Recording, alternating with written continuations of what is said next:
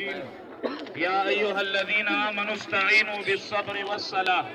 زما عزیزانو د جنازې وخت پوره دی، جنازې تیارې دي، زه زیات وخت نه لم، دا وخت د صبر دی او هر طرف ته زمونږ ملک دردیږي.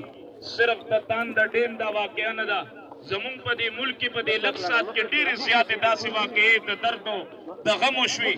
زما عزیزانو الله پاک مونږ خپلو اعمالو طرف ته متوجه کوي او زه انشاءالله تعالی د دې متعلق به انشاءالله خبرې کوم، خو صرف دوه خبرې درته درکم چې زما عزیزانو د زړه درد درته درکوم او په غم سره درته ویم. زمونږ پښتون قوم دې وخت کې ضرورت د دې خبرې دی خپل عمل طرف ته متوجه شي، د یو بل پست او ګریبان چې نن سبا مونږ یو بل ته لاس اچولی دي او نفرتونه زمونږ د خولې نه او زمونږ د لاسو نه عام کېږي.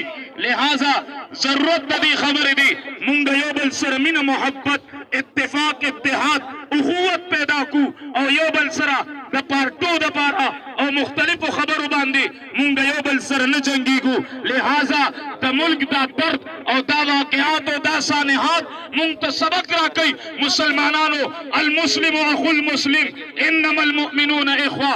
تاسو یو رونه او د یو رونو په شانتې یو بل سره مینه محبت پیدا کړئ. کو نفرتونه زموږ په صف کې موجودي نو یاد وساتئ د الله یو امتحان نه بعد نور امتحانات مونږ باندې ګورې متوجه دي. انشاءالله ټول به د یو بل سره مینه ساتو، انشاءالله تعالی ټول به د یو بل سره مینه ساتو.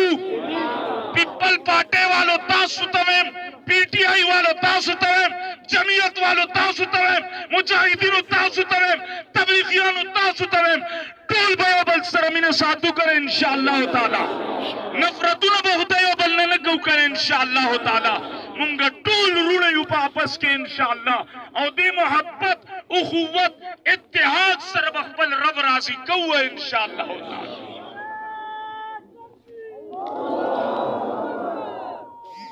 دا مدرسې جنت ژوند درنه لاړم بس بیا به دې ونه وینم خوند درنه لاړم بس دا مدرسې جنت ژوند